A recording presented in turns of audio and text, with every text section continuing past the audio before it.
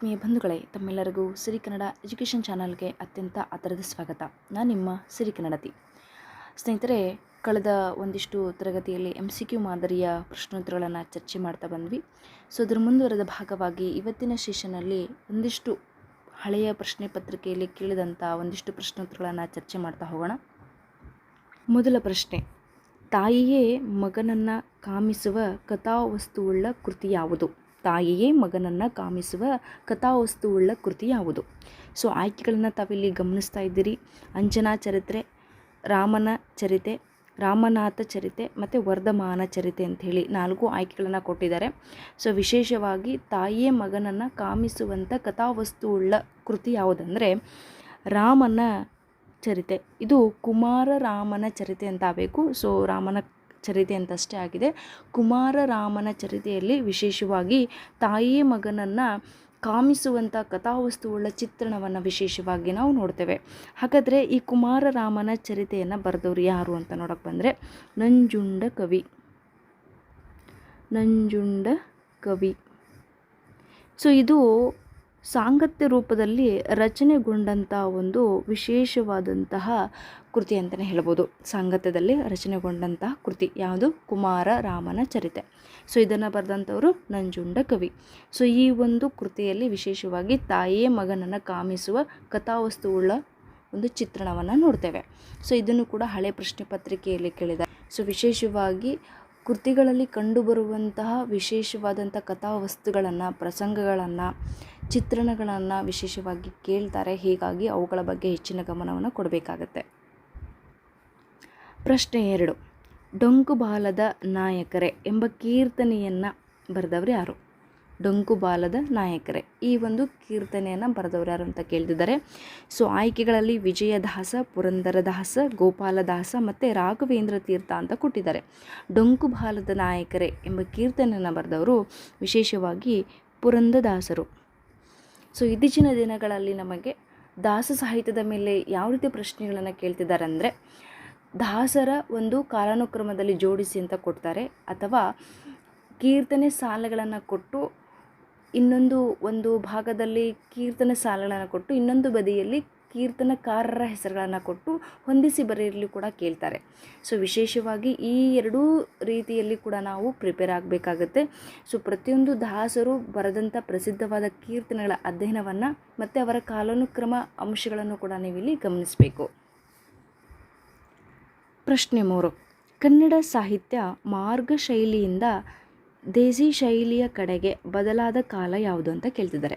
ವಿಶೇಷವಾಗಿ ಕನ್ನಡ ಸಾಹಿತ್ಯ ಮಾರ್ಗ ಶೈಲಿಯಿಂದ ದೇಶಿ ಶೈಲಿಯ ಕಡೆಗೆ ಏನಾಗಿದೆ ಅಂದರೆ ಬದಲಾಗಿದೆ. ಸೊ ಅದು ಯಾವ ಕಾಲದಲ್ಲಿ ಆಗಿದೆ ಅಂತ ಕೇಳಿದ್ದಾರೆ.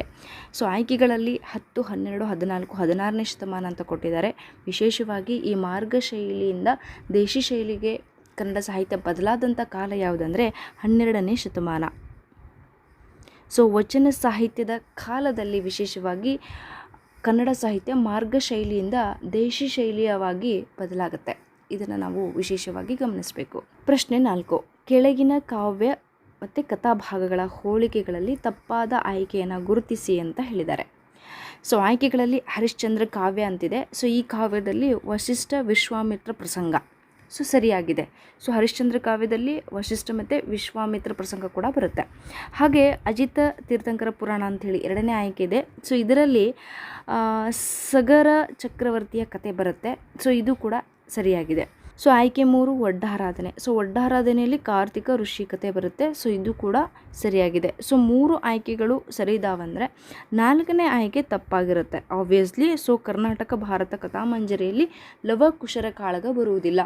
ಲವಕುಶರ ಕಾಳಗ ಬರುವುದು ರಾಮಾಯಣದಲ್ಲಿ. ಸೊ ಕರ್ನಾಟಕ ಭಾರತ ಕಥಾಮಂಜರಿ ವಿಶೇಷವಾಗಿ ವ್ಯಾಸರು ಬರೆದಂತಹ ಮಹಾಭಾರತ ಕೃತಿ ಈ ಒಂದು ಕರ್ನಾಟಕ ಭಾರತ ಕಥಾಮಂಜರಿ ಆಕರ ಗ್ರಂಥವಾಗಿದೆ. ಸೊ ಇಲ್ಲಿ ವಿಶೇಷವಾಗಿ ಮಹಾಭಾರತದ ಪ್ರಸಂಗಗಳನ್ನು ನಾವು ನೋಡಬಹುದು. ಸೊ ಇಲ್ಲಿ ಲವಕುಶರ ಕಾಳಗವನ್ನು ಬರುವುದಿಲ್ಲ. ಪ್ರಶ್ನೆ 5: ಮುದ್ದಣ್ಣ ಮನೋರಮೆಯ ಸಂವಾದ ಯಾವ ಕಾವ್ಯದಲ್ಲಿದೆ ಅಂತ ಕೊಟ್ಟಿದ್ದಾರೆ. ಮುದ್ದಣ್ಣ ಮನೋರಮೆಯರ ಸಂವಾದ ಯಾವ ಕಾವ್ಯದಲ್ಲಿದೆ? ಶ್ರೀರಾಮ ಪಟ್ಟಾಭಿಷೇಕ, ಅದ್ಭುತ ರಾಮಾಯಣ, ರಾಮಾಶ್ವಮೇಧ ಮತ್ತು ರತ್ನಾವಳಿ ಕಲ್ಯಾಣ ಅಂತೇಳಿ 4 ಆಯ್ಕೆಗಳನ್ನು ಕೊಟ್ಟಿದ್ದಾರೆ. ವಿಶೇಷವಾಗಿ ಮುದ್ದಣ್ಣ ಮತ್ತು ಮನೋರಮೆಯವರ ಸಂವಾದ ನಾವು ರಾಮಾಶ್ವಮೇಧದಲ್ಲಿ ನೋಡ್ತೇವೆ. ಆಯ್ಕೆ 3 ಸರಿಯಾದ ಉತ್ತರ ಆಗುತ್ತೆ. ಇದನ್ನು ಕೂಡ ಹಳೆಯ ಪ್ರಶ್ನೆ ಪತ್ರಿಕೆಯಲ್ಲಿ ಪದೇ ಪದೇ ರಿಪೀಟ್ ಆದಂಥ ಪ್ರಶ್ನೆ. ಮುದ್ದಣ್ಣ ಮನೋರಮೆಯರ ಸಂವಾದದ ಒಂದು ವಿಷಯವನ್ನು, ಆ ಒಂದು ಕಾವ್ಯವನ್ನು ಇಟ್ಕೊಂಡು ಹಲವಾರು ರೀತಿಯ ಸ್ವರೂಪದ ಪ್ರಶ್ನೆಗಳನ್ನು ಕೇಳಿದ್ದಾರೆ. ಸೊ ವಿಶೇಷವಾಗಿ ಇವರ ಒಂದು ಸಂವಾದದ ಒಂದು ಕಾವ್ಯ ಯಾವ ಒಂದು ಕೃತಿಯಲ್ಲಿ ಬರುತ್ತದೆ ಅಂದ್ರೆ ರಾಮಾಶ್ವಮೇಧದಲ್ಲಿ ಬರುತ್ತೆ. ಮುಂದಿನ ಪ್ರಶ್ನೆ, ಸಿಂಹಾಲೋಕನ ಕ್ರಮದಿಂದ ಮಹಾಭಾರತದ ಕಥೆಯನ್ನು ಹೇಳಿದ ಕನ್ನಡದ ಕವಿ ಯಾರು? ಸಿಂಹಾವಲೋಕನದಿಂದ ಮಹಾಭಾರತದ ಕಥೆಯನ್ನು ಹೇಳಿದ ಕನ್ನಡದ ಕವಿ ಯಾರು? ಪಂಪ, ಕುಮಾರವ್ಯಾಸ, ಲಕ್ಷ್ಮೀಶ, ರನ್ನ ಅಂಥೇಳಿ 4 ಆಯ್ಕೆಗಳನ್ನು ಕೊಟ್ಟಿದ್ದಾರೆ. ಸೊ 4ನೇ ಆಯ್ಕೆಯಲ್ಲಿರುವಂಥ ರನ್ನ ವಿಶೇಷವಾಗಿ ಸಿಂಹಾವಲೋಕನ ಕ್ರಮದಿಂದ ಮಹಾಭಾರತದ ಕಥೆಯನ್ನು ಹೇಳಿದ ಕನ್ನಡದ ಕವಿಯಾಗಿರ್ತಾರೆ. ಹಾಗೆ ಈ ಒಂದು ಪ್ರಶ್ನೆಯಲ್ಲಿ ವಿಶೇಷವಾಗಿ ಆಯ್ಕೆಗಳ ಮೇಲೆ ಏನು ಗಮನಿಸಬೇಕಂದ್ರೆ, ಪಂಪನು ಕೂಡ ಮಹಾಭಾರತದ ಕಥೆಯನ್ನು ಇಟ್ಕೊಂಡು ಬೇರೆ ಒಂದು ಕೃತಿಯನ್ನು ಬರೆದಿದ್ದಾನೆ. ಅದೇ ರೀತಿ ಕುಮಾರವ್ಯಾಸನೂ ಕೂಡ ಬರೆದಿದ್ದಾನೆ, ಲಕ್ಷ್ಮೀಶ ಕೂಡ ಬರೆದಿದ್ದಾನೆ. ಸೊ ಹೀಗೆ ಆಯ್ಕೆಗಳಲ್ಲಿ ನಮಗೆ ಒಂದಿಷ್ಟು ಗೊಂದಲ ಆಗಬೇಕು ಅನ್ನೋ ಕಾರಣಕ್ಕೆ ಕೊಟ್ಟಿರ್ತಾರೆ. ಸೊ ಇಲ್ಲಿ ಪ್ರಾಚೀನ ಮತ್ತು ಮಧ್ಯಕಾಲೀನ ಕನ್ನಡ ಸಾಹಿತ್ಯದಲ್ಲಿ ಮಹಾಭಾರತವನ್ನು ಇಟ್ಟುಕೊಂಡು ಬರೆದಂಥ ಕೃತಿಗಳು ಯಾವುವು ಮತ್ತು ರಾಮಾಯಣ ವಿಷಯವನ್ನು ಇಟ್ಟುಕೊಂಡು ಬರೆದಂಥ ಕೃತಿಗಳು ಯಾವುದನ್ನು ವಿಶೇಷವಾಗಿ ನಾವು ಅಧ್ಯಯನ ಮಾಡಬೇಕಾಗುತ್ತೆ. ಪ್ರಶ್ನೆ 7, ಇದು ವಚನ ಸಾಹಿತ್ಯದ ಲಕ್ಷಣವಲ್ಲ. ಸೊ ಕೊಟ್ಟಂಥ ಆಯ್ಕೆಗಳಲ್ಲಿ ವಚನ ಸಾಹಿತ್ಯದ ಲಕ್ಷಣ ಯಾವುದಲ್ಲ ಅಂತ ಕೇಳ್ತಿದ್ದಾರೆ. ಸೊ ಆಯ್ಕೆಗಳಲ್ಲಿ ದೇಶಿ ಸಾಹಿತ್ಯ, ಜನಾಶ್ರಯ ಸಾಹಿತ್ಯ ಮತ್ತು ಅನುಭಾವ ಸಾಹಿತ್ಯ, ಛಂದೋಬಂಧ ಸಾಹಿತ್ಯ ಅಂತ ಕೊಟ್ಟಿದ್ದಾರೆ. ಸೊ ವಚನ ಸಾಹಿತ್ಯ ವಿಶೇಷವಾಗಿ ದೇಶಿ ಸಾಹಿತ್ಯ ಆಗುತ್ತೆ. ಸೊ ಅದು ಕೂಡ ರೈಟ್ ಇದೆ. ಜನಾಶ್ರಯ ಸಾಹಿತ್ಯ ಕೂಡ ಹೌದು, ಅನುಭಾವದ ಸಾಹಿತ್ಯ ಕೂಡ ಹೌದು. ಹಾಗಾದರೆ ಛಂದೋಬಂಧ ಸಾಹಿತ್ಯ ಮಾತ್ರ ಅಲ್ಲ. ಯಾಕೆಂದರೆ ವಚನಕ್ಕೆ ಇಂಥದ್ದೇ ಛಂದೋರೂಪ ಇರಬೇಕಂತ ಯಾವುದೇ ನಿಯಮವಿಲ್ಲ. ಹೀಗಾಗಿ ಛಂದೋಬಂಧ ಸಾಹಿತ್ಯ ಅನ್ನೋದು ವಚನ ಸಾಹಿತ್ಯದ ಲಕ್ಷಣವಲ್ಲ. ಮುಂದಿನ ಪ್ರಶ್ನೆ, ಬ್ರಹ್ಮಗಿರಿ ಶಾಸನದಲ್ಲಿ ಚಡಪೇನ ಹೆಸರು ಯಾವ ಲಿಪಿಯಲ್ಲಿದೆ? ಬ್ರಹ್ಮಗಿರಿ ಶಾಸನದಲ್ಲಿ ಚಡಪೇನನ ಹೆಸರು ಯಾವ ಲಿಪಿಯಲ್ಲಿದೆ ಅಂತ ಕೇಳಿದ್ದಾರೆ. ಆಯ್ಕೆಗಳಲ್ಲಿ ಬ್ರಾಹ್ಮಿ ಲಿಪಿ, ಸಿಂಧೂ ಲಿಪಿ, ತಮಿಳ್ ಲಿಪಿ ಮತ್ತು ಖರೋಷ್ಠಿ ಲಿಪಿ ಅಂತ ಕೊಟ್ಟಿದ್ದಾರೆ.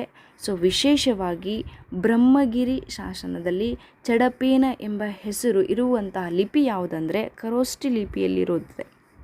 ವಿಶೇಷವಾಗಿ ಗಮನಿಸಬೇಕು. ಬ್ರಹ್ಮಗಿರಿ ಶಾಸನದಲ್ಲಿರುವಂಥ ಚಡಪೇನ ಎಂಬ ಹೆಸರು ಖರೋಷ್ಠಿ ಲಿಪಿಯಲ್ಲಿರುವುದನ್ನು ನಾವು ವಿಶೇಷವಾಗಿ ಗಮನಿಸಬೇಕು. ಹಾಗೆ ಮುಂದಿನ ಪ್ರಶ್ನೆ, ಕನಕದಾಸರ ಕೃತಿಗಳಲ್ಲಿ ಯಾವುದು ಸಾಂಗತ್ಯ ಪ್ರಕಾರದಲ್ಲಿದೆ ಅಂತ ಕೊಟ್ಟಿದ್ದಾರೆ. ಕೊಟ್ಟಂಥ 4 ಆಯ್ಕೆಗಳು ಕೂಡ ಕನಕದಾಸರಿಂದ ರಚನೆಗೊಂಡಂಥ ಒಂದು ಕೃತಿಗಳು. ಸೊ ಇದರಲ್ಲಿ ಯಾವುದು ಸಾಂಗತ್ಯ ಪ್ರಕಾರದಲ್ಲಿ ರಚನೆಗೊಂಡಿದೆ ಅಂತ ಕೊಟ್ಟಿದ್ದಾರೆ. ರಾಮಧಾನ್ಯ ಚರಿತೆ ವಿಶೇಷವಾಗಿ ಭಾಮಿನಿ ಷಟ್ಪದಿಯಲ್ಲಿ ರಚನೆಗೊಂಡಂಥ ಕೃತಿ ಯಾವುದು? ರಾಮಧಾನ್ಯ ಚರಿತೆ ಭಾಮಿನಿ ಷಟ್ಪದಿಯಲ್ಲಿ ರಚನೆಗೊಂಡಿದೆ. ಇದು ಒಟ್ಟು 156 ಪದ್ಯಗಳನ್ನು ಒಳಗೊಂಡಿದೆ. ಇನ್ನು ಹರಿಭಕ್ತ ಸಾರ, ಇದು ವಿಶೇಷವಾಗಿಯೂ ಕೂಡ ಭಾಮಿನಿ ಷಟ್ಪದಿಯಲ್ಲೇ ರಚನೆಗೊಂಡಂಥ ಒಂದು ಕೃತಿ.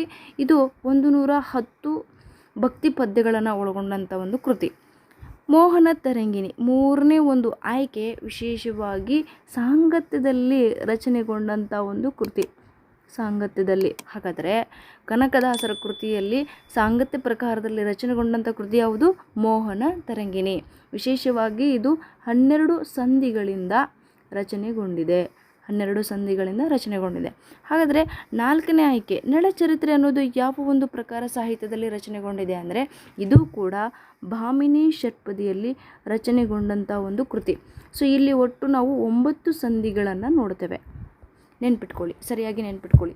ರಾಮಧಾನ್ಯ ಚರಿತೆ, ಹರಿಭಕ್ತ ಸಾರ, ನಳಚರಿತ್ರೆ ಈ 3 ಕೃತಿಗಳು ಭಾಮಿನಿ ಷಟ್ಪದಿಯಲ್ಲಿ ರಚನೆಗೊಂಡ್ರೆ ಮೋಹನ ತರಂಗಿಣಿ ಅನ್ನೋದು ಸಾಂಗತ್ಯ ಪ್ರಕಾರದಲ್ಲಿ ರಚನೆಗೊಂಡಿದೆ. ಅರಿಕೇಸರಿಯೊಂದಿಗೆ ಅರ್ಜುನನನ್ನು ಸಮೀಕರಿಸಿ ರಚಿಸಲಾದ ಕಾವ್ಯ ಯಾವುದು? ಸೊ ಆಯ್ಕೆಗಳಲ್ಲಿ ಮನ್ಮಥ ವಿಜಯ, ವಿಕ್ರಮಾರ್ಜುನ ವಿಜಯ, ಸುಕುಮಾರ ಚರಿತೆ ಮತ್ತು ಅಭಿನವ ದಶಕುಮಾರ ಚರಿತ ಅಂತ ಕೊಟ್ಟಿದ್ದಾರೆ. ಸೊ ವಿಶೇಷವಾಗಿ ಅರಿಕೇಸರಿಯನ್ನು ಅರ್ಜುನನಿಗೆ ಹೋಲಿಸಿ ರಚನೆಗೊಂಡಂಥ ಮಹಾಕಾವ್ಯ ಯಾವುದಂದರೆ ಅದು ವಿಕ್ರಮಾರ್ಜುನ ವಿಜಯ. ವಿಶೇಷವಾಗಿ ಪಂಪನಿಂದ ರಚನೆಗೊಂಡಂಥ ಒಂದು ಕೃತಿ. ಸೊ ಪಂಪ ಇಲ್ಲಿ ಅರಿಕೇಸರಿಯನ್ನು ಅರ್ಜುನನಿಗೆ ಹೋಲಿಕೆ ಮಾಡಿ ಬರೆದಂಥ ಮಹಾಕಾವ್ಯವಾಗಿದೆ. ಮುಂದಿನ ಪ್ರಶ್ನೆ, ತೈಲಪ ದೊರೆ ಯಾವ ಒಂದು ಕವಿಗೆ ರಾಜಾಶ್ರಯವನ್ನು ನೀಡಿದನು? ತೈಲಪ ದೊರೆ ಯಾವ ಒಂದು ಕವಿಗೆ ರಾಜಾಶ್ರಯವನ್ನು ನೀಡಿದನು ಅಂತ ಕೊಟ್ಟಿದ್ದಾರೆ. ಸೊ ಆಯ್ಕೆಗಳಲ್ಲಿ ಶಾಂತಿನಾಥ, ಜನ್ನ, ರನ್ನ, ಅಗ್ಗಳ ಅಂತಿದೆ. ವಿಶೇಷವಾಗಿ ರನ್ನನಿಗೆ ತೈಲಪ ದೊರೆ ರಾಜರ ಆಶ್ರಯವನ್ನು ನೀಡುವುದನ್ನು ನಾವು ವಿಶೇಷವಾಗಿ ಗಮನಿಸಬೇಕು. ಈ ರಾಜರ ಆಶ್ರಯ ಬಗ್ಗೆ ಕುರಿತು ವಿಶೇಷವಾಗಿ ಅಧ್ಯಯನ ಮಾಡಬೇಕು. ಪ್ರತಿ ಬಾರಿ ಕೂಡ ಈ ರಾಜರ ಆಶ್ರಯ ಕುರಿತು ಪ್ರಶ್ನೆಗಳನ್ನು ಕೇಳ್ತಾರೆ. ಯಾವ ರಾಜರು ಯಾವ ಕವಿಗಳಿಗೆ ರಾಜರ ಆಶ್ರಯವನ್ನು ಕೊಟ್ಟಿದ್ರು ಅಥವಾ ಯಾವ ರಾಜರ ಆಸ್ಥಾನದ ಕವಿಗಳಾಗಿದ್ದರು ಅನ್ನೋದನ್ನು ವಿಶೇಷವಾಗಿ ನೀವು ಇಲ್ಲಿ ತಿಳ್ಕೋಬೇಕು. ಸೊ ಮುಂದಿನ ಪ್ರಶ್ನೆ, ಶರಣರ ಆಂದೋಲನ ಯಾವ ದೊರೆಯ ಕಾಲದಲ್ಲಿ ಸಂಭವಿಸಿತು? ಶರಣರ ಆಂದೋಲನ ಯಾವ ದೊರೆಯ ಕಾಲದಲ್ಲಿ ಸಂಭವಿಸಿತು? ಸೊ ಆಯ್ಕೆಗಳನ್ನು ತಾವಿಲ್ಲಿ ಗಮನಿಸ್ತಾ ಇದ್ದೀರಿ. ಸೊ ನೇರವಾಗಿ ಉತ್ತರಕ್ಕೆ ಹೋಗ್ತೇನೆ. ಬಿಜ್ಜಳನ ಕಾಲದಲ್ಲಿ ವಿಶೇಷವಾಗಿ ಶರಣರ ಆಂದೋಲನ ಒಂದು ಸಂಭವಿಸಿದ್ದನ್ನು ನಾವಿಲ್ಲಿ ವಿಶೇಷವಾಗಿ ನೋಡ್ತೇವೆ. ಸೊ ವಿಶೇಷವಾಗಿ ಬಿಜ್ಜಳನ ಒಂದು ಕಾಲದಲ್ಲಿ ಶರಣರ ಆಂದೋಲನ ನಡೆದಂಥದ್ದನ್ನು ನೋಡಬಹುದು. ಸೊ ಮುಂದಿನ ಪ್ರಶ್ನೆ, ಹೊಯ್ಸಳರ ರಾಜಸ್ಥಾನದಲ್ಲಿದ್ದ ಕವಿಯನ್ನು ಗುರುತಿಸಿ ಅಂತ ಕೊಟ್ಟಿದ್ದಾರೆ. ಸೊ ಹೊಯ್ಸಳರ ಕಾಲದ ರಾಜರ ಆಶ್ರಯದಲ್ಲಿದ್ದಂತಹ ಒಂದು ಕವಿ ಯಾರು? ಆಯ್ಕೆಗಳನ್ನು ನೋಡ್ತಿದ್ದೀರಿ. ಪಂಪ, ರನ್ನ, ಜನ್ನ, ಪೊನ್ನ ಅಂಥೇಳಿ. ವಿಶೇಷವಾಗಿ ಈ ಹೊಯ್ಸಳರ ರಾಜರ ಆಶ್ರಯದಲ್ಲಿದ್ದಂಥ ಕವಿ ಯಾರಂತಂದರೆ ಅದು ಜನ್ನ. ಸೊ ಆಯ್ಕೆ 3 ಸರಿಯಾದ ಉತ್ತರ ಆಗುತ್ತೆ. ಮುಂದಿನ ಪ್ರಶ್ನೆ, ಕೊಟ್ಟ ಕುದುರೆನ್ ಅರಿಯದೆ ಮತ್ತೊಂದು ಕುದುರೆಯ ಬಯಸುವರು ವೀರರು ಅಲ್ಲ ಧೀರರು ಅಲ್ಲ. ಇದು ಯಾವ ವಚನಕಾರರ ನುಡಿ ಅಂತ ಕೇಳ್ತಿದ್ದಾರೆ. ಕೊಟ್ಟ ಕುದುರೆಯನ್ನು ಅರಿಯದೆ ಮತ್ತೊಂದು ಕುದುರೆಯ ಬಯಸುವರು ವೀರರೂ ಅಲ್ಲ ಧೀರರೂ ಅಲ್ಲ. ಸೊ ಇದು ಯಾವ ವಚನಕಾರರ ನುಡಿ ಅಂತ ಕೇಳ್ತಿದ್ದಾರೆ. ಸೊ 4 ವಚನಕಾರರುಗಳನ್ನು ಇಲ್ಲಿ ಹೆಸರುಗಳನ್ನು ಕೊಟ್ಟಿದ್ದಾರೆ. ವಿಶೇಷವಾಗಿ ಅಲ್ಲಮ ಪ್ರಭು ಅವರು ಹೇಳಿದಂತಹ ಒಂದು ನುಡಿಯಾಗಿದೆ. ಸೊ ಅಲ್ಲಮ ಪ್ರಭು ಹೇಳಿದಂತಹ ವಿಶೇಷವಾದಂಥ ಒಂದು ಸಾಲು ಇದು. ಕೊಟ್ಟ ಕುದುರೆಯನ್ನು ಅರಿಯದೆ ಮತ್ತೊಂದು ಕುದುರೆಯ ಬಯಸುವರು ವೀರರೂ ಆಗುವುದಿಲ್ಲ, ಅವರು ಧೀರರೂ ಆಗುವುದಿಲ್ಲ ಅಂಥೇಳಿ ಹೇಳಿದ್ದಾರೆ. ಮುಂದಿನ ಪ್ರಶ್ನೆ, ಉದ್ದಂಡ ಷಟ್ಪದಿಯಲ್ಲಿ ರಚಿತವಾಗಿರುವಂಥ ಕಾವ್ಯ ಯಾವುದು ಅಂತ ಕೊಟ್ಟಿದ್ದಾರೆ. ಉದ್ದಂಡ ಷಟ್ಪದಿಯಲ್ಲಿ ರಚನೆಗೊಂಡಂತಹ ಕಾವ್ಯ ಯಾವುದು? ಜೈಮಿನಿ ಭಾರತ. ಇದು ವಿಶೇಷವಾಗಿ ವಾರ್ಧಕ ಷಟ್ಪದಿಯಲ್ಲಿ ರಚನೆಗೊಂಡಂಥ ಒಂದು ಕಾವ್ಯ. ಸೊ ಇದರಲ್ಲಿ ವಿಶೇಷವಾಗಿ 34 ಸಂಧಿಗಳನ್ನು ನಾವು ನೋಡ್ತೇವೆ. ಹಾಗಾದರೆ ಇದಲ್ಲ.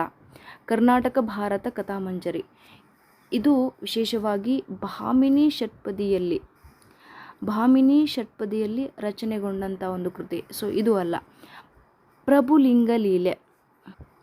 ಇದು ಕೂಡ ವಿಶೇಷವಾಗಿ ಭಾಮಿನಿ ಷಟ್ಪದಿಯಲ್ಲಿ ರಚನೆಗೊಂಡಂಥ ಒಂದು ಕೃತಿ. ಸೊ ಇದು ಅಲ್ಲ. ಹಾಗಾದರೆ ವೀರೇಶ ಚರಿತೆ.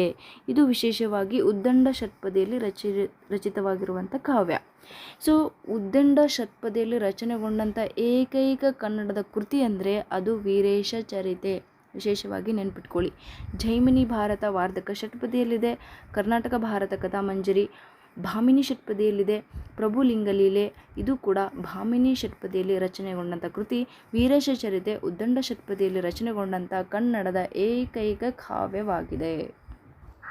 ಸೊ ಸ್ನೇಹಿತರೆ, ಈ ಒಂದು ತರಗತಿಯಲ್ಲಿ ವಿಶೇಷವಾಗಿ 15 ಪ್ರಾಚೀನ ಮತ್ತು ಮಧ್ಯಕಾಲೀನ ಕನ್ನಡ ಸಾಹಿತ್ಯಕ್ಕೆ ಸಂಬಂಧಪಟ್ಟಂತೆ ಈ ಹಿಂದೆ ಕೇಳಿದ ಪ್ರಶ್ನೋತ್ತರಗಳನ್ನು ಚರ್ಚೆ ಮಾಡಿದ್ವಿ.